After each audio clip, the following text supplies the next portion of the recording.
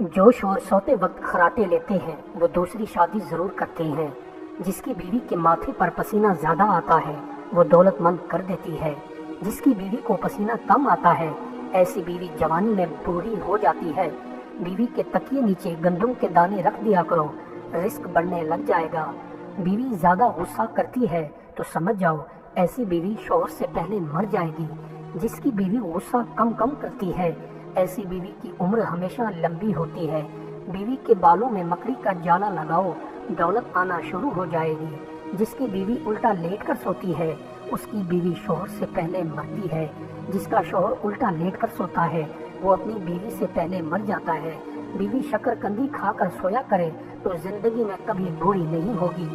بیوی کے چہرے پر لسوڑے کا رس لگایا کرو، کبھی دانے نہیں نکلیں گے۔ جیب میں سونف کے دانے رکھنے سے رزق کشادہ ہو جاتا ہے۔ بیوی کے ناخن صبح کو کاٹا کرو، گھر میں خوشیاں آ جائیں گی۔ شوہر کی آنکھیں لال ہونا شروع ہو جائیں تو سمجھ جاؤ وہ بھٹک گیا ہے۔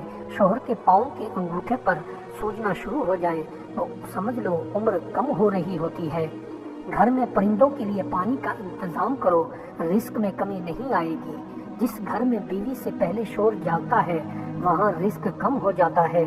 دہی کھا کر بیوی کے پاس جایا کرو، بیوی جڑواں بچے پیدا کرے گی۔ بیوی کا لعاب اپنی ناف میں ڈالو، زندگی میں کبھی موٹاپا نہیں آئے گا۔